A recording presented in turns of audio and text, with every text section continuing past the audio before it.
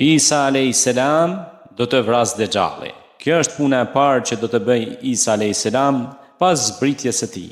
Pas faljes së namazit, ai dhe ushtria muslimane do të drejtohen nga Mesxhidul Aksaja në Jeruzalem, ku Dexhalli ka rrethuar një grup të muslimanëve.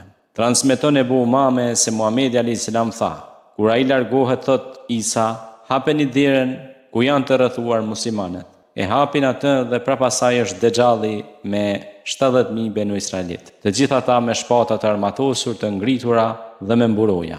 Kur ta shoh atë Isaun, Dexhalli shkrihet sikur se kripa në ujë dhe e lëshohet duke ikur. E kap atë Isau te dera lindore Lud e Jeruzalemit dhe e vret. E i shkatron Allahu pra të gjithë pasuesit e Dexhallit. Transmetohet nga Muslimin nga Ebu Hurajre se Muhamedi a.s. pasi që përmendi namazin e Isaut a.s.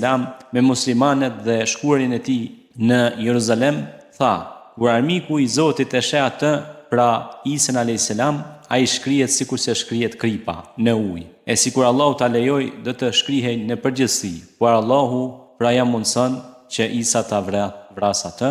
Atëherë u tregon gjakun e tij në bajonetën e tij. Shtesësia në fjalën e Muhamedit a.s. shkrihet sikur se kripa në ujë është se Allahu i lartësuar i dha frymarrjes së Isaut a.s. një erë të posaçme, e cila i bën pabesimtar të vdesin kur ajo i përfshin ata. Transmeton Muslimin nga En-Nuwas ibn Semani se Muhamedi a.s. tha: derisa ai është në atë gjendje, Allahu dërgon Mesiun të birin e Meremës, e zbret tek minarja e bardhë në lindje të Damaskut, në 2 rroba të ngjyrosura, të vendosura shuplakat e tij në krahët e 2 melekëve. Kur ai ul kokën, pikon ajo, e kur e ngre atë, bien nga ajo perla si margaritar, pika të ujit të ngjashme me perlat, e çdo pabesimtar që arrin era e frymarrjes së tij vdes.